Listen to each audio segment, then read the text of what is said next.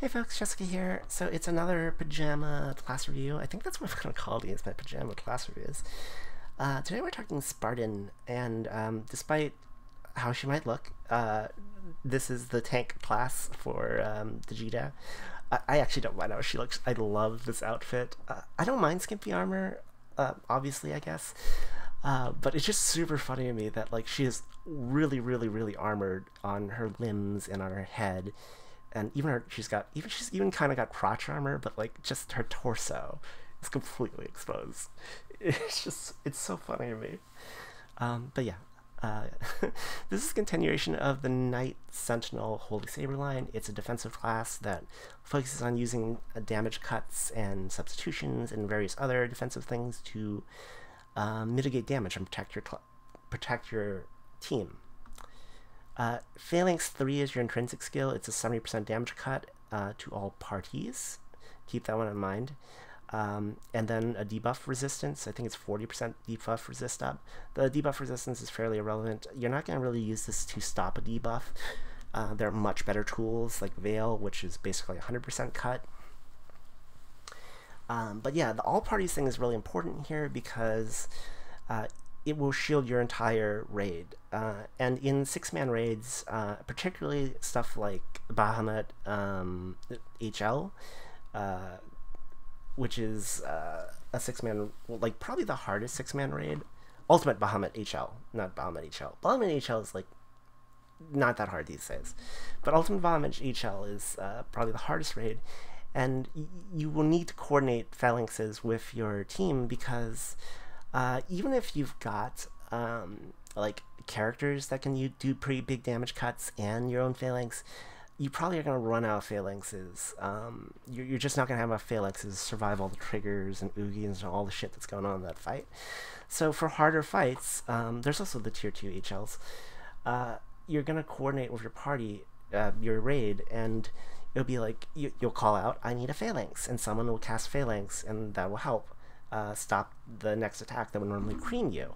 And similarly, when they call out for a phalanx, you'll phalanx. Usually coordinating pugs with stickers, but if you're working with friends, you coordinate like over voice chat or something. They also just recently added a feature that prevents you from double phalanxing. It's like a little warning that pops up and asks you. That's good because phalanx does not stack with itself. you can't double phalanx to get through things. 70% cut is also really important. You might think like, well, you know, like what if it was 65? That's probably fine. No, 65 is not good enough. 69, nice, is not good enough either. There are tons of attacks, particularly the one everyone thinks of is Skyfall from Bahamut, and then Skyfall Ultimate from Ultimate Bahamut HL. Actually, the regular version too. Those hit so hard, like they hit for 999999999, many nines worth of damage, and even 1% of that attack coming through will still wipe your party. So what you do is you take a 70% damage cut like Phalanx, either from your own character or from your raid, and then you stack it with another cut, whether it be a Carbuncle or an Athena. As you can see, Athena is a 30% damage cut on her call. That equals 100% damage cut, and then you would take 0 damage from the attack. And that's one of the only ways to survive those massive, like, mandatory party wipes like Skyfall. The other thing you could do is, like, you could use a Godsworn Alexiel summon that's MLB. That's 100% cut. And then Alexiel herself, the brand character they added, because Alexiel's the tankiest tank of all tanks, also has a 100% cut on her own, and a 70% cut. She has so many damage cuts. Like, Alexiel is a really good character. I love Alexiel. Anyways. Yeah, that's Phalanx. This is the one, like, if Spartan got nothing but Phalanx, like, if you only got the Phalanx button, it would still be a worthwhile class to take. One last thing is, let's look at passives real quick. So, Aegis Boon is a 50% cut on substituting. I mean, 50% is a nice bonus. Generally speaking, not that big of an issue.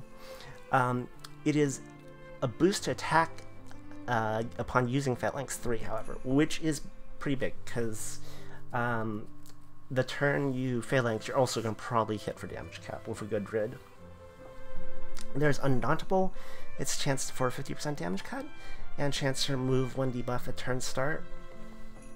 I mean, it's a nice bonus, but I don't like skills, especially when I'm trying to survive a major attack that are up 2 chance. It's just not my cup of tea. Rather not risk it.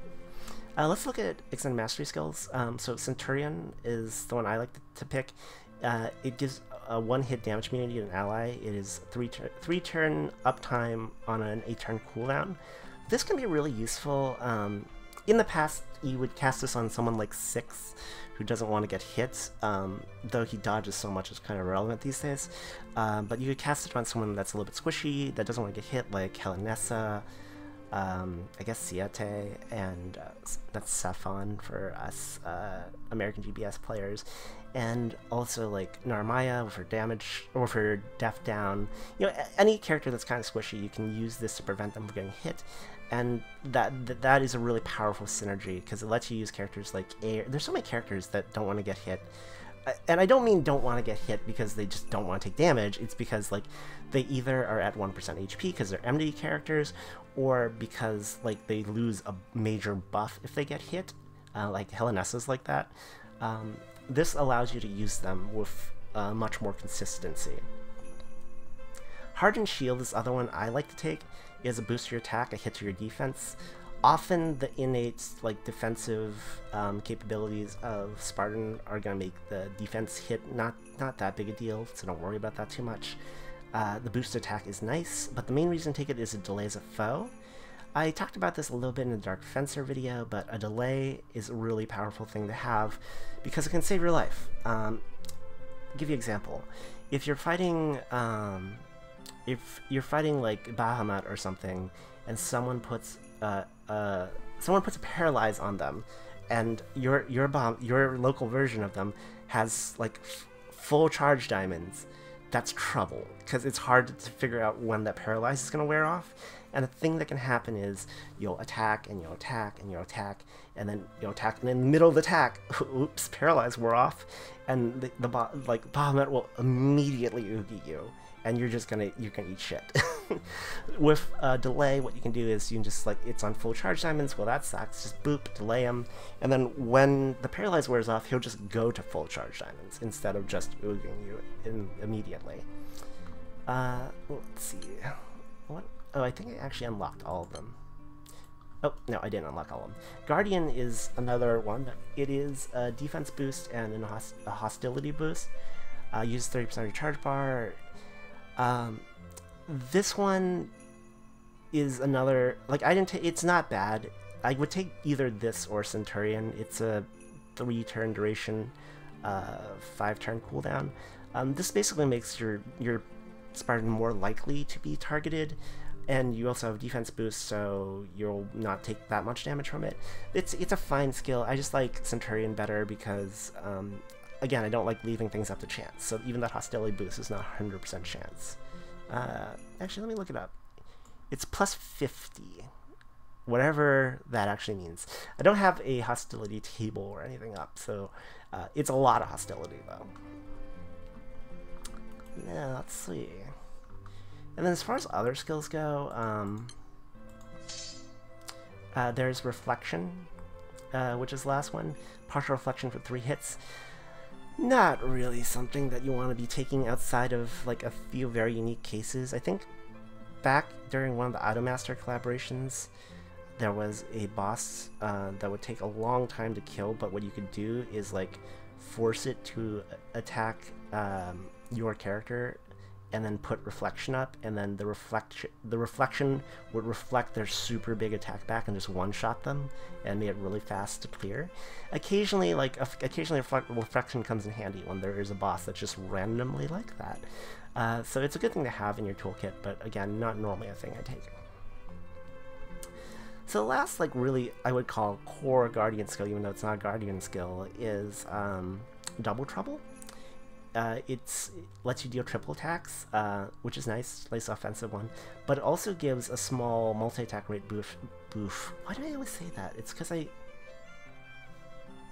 don't know why I say that, because I'm trying to say, yeah, Oh, I'm combining buff and boost in my head. So that's where we get boof from. So it gives you a nice boof to to all parties multi-attack rate. It's not a huge boof. I'm gonna stop, I promise.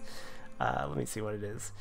I think it's, yeah, it's a 10% double attack to 5% triple attack buff, which is pretty small. It is 100% for yourself though while it's up. But it's still, it's you know, it's there. It's a thing. So generally speaking, with Spartan, it's generally better to use a spear because of that. But you know, if you're gonna use a sword, the party buff is small enough that it doesn't really matter that much. Let's see. Oh yeah, other things would take. There's Miserable Mist and Dispel and Clarity. Just the Guardian, like, I kind of recommend with most support classes like Guardian, not Guardian, that's Destiny. Why am I thinking Guardian? Like Spartan, it's early, I'm sorry, it's always my excuse. With Spartan, I suggest like just making them a full utility character. So like being able to have that clarity in addition to the phalanx just covers a lot of bases for your group. The Double Trouble is a nice offensive balance though. And Miserable Mist is just always good if no one else has it. So that is Spartan. Let's look at some elements this is good for. Spartan is particularly good for elements that are enmity, so like Dark, for example, just because characters like Six need protecting, and since you're going to Summer Zoe everybody, they're going to be at low health. So having those damage cuts to prevent that damage from getting through is very strong. Spartan like is better for enmity than Sage, obviously, because while Sage can keep you from dying by kind of like pushing your health up a little, that is immediately counter to what enmity wants to do. I would say the flip for a stamina grid, you probably want to be a Sage rather than a Spartan there, just because you want to just be able to keep yourself topped off, and getting chipped down is really annoying. But Spartan is kind of one of those classes that is good regardless of what element, so I'm not going to do too many examples. The other example, as I mentioned before, is if you're running Earth and you've got Air or Hellenessa. They are both characters that don't want to get hit. Hellenessa loses her buff, and Air dies because Air has no health. Sarasa is often on like 1 health also, so like she is another character you want to protect. Those are pretty good Spartan elements.